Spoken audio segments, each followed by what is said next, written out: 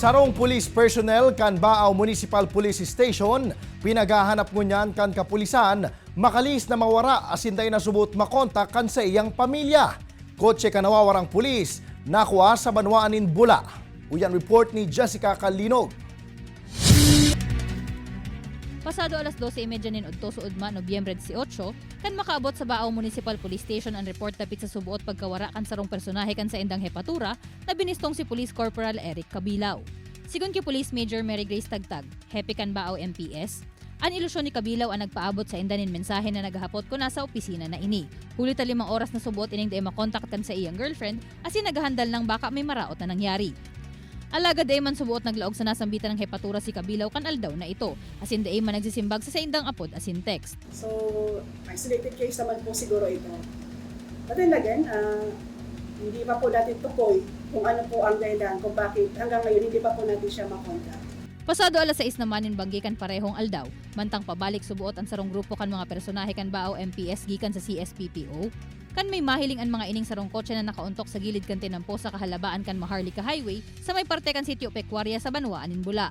Kung sain kan rekesahon, nakumpirmar na pagsasadiri kan nawawarang pulis. Yung team ng Bula and Baao MPS ay pumunta po doon sa area. At yun po, pati na rin po yung girlfriend niya. So na-identify po nila na ito pong abandonadong sasakyan na ito na nakapark sa gilid ng Maharlika Highway ay doon po na pag-aari po ng aming personal.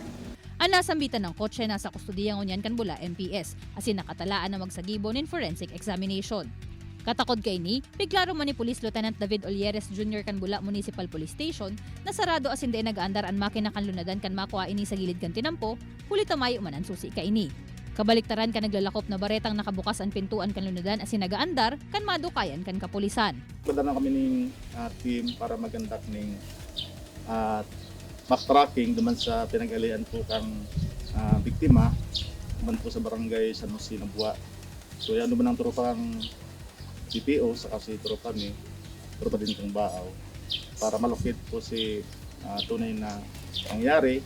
Sa presente makalihis ang 24 oras, nagdeklarar na ako missing person si Police Corporal Eric Cabilao. Basado naman sa naging kumpirmasyon kan pamilya na dai pa ini nakakauli sa indang residensya poon kasuudma. Asin katakod kay ini pigsertoman kan kapulisan na mapadagosan sa indang investigasyon dapit sa nangyari, dalan nga ning maaraman kung ano ang totoong rason sa likod kan insidente. Ngayon po, nagtutulungan po lahat ng ahensya ng Philippine National Police. Particularly na po ang Baao, Bula, Baao Police Station at iba pa po na ahensya upang malukit nga po natin itong ating personal na kahapon pa po absent sa trabaho. Kami nangapudan sa mga kababayan na kung gusto nilang maaraman about sa about kaning biktima, baka yaon mo lang siya. So don't hesitate po na mag-town ng information. Kaibanan si Gerald Gandia, Jessica Kalinog, Balitang Bicolandia.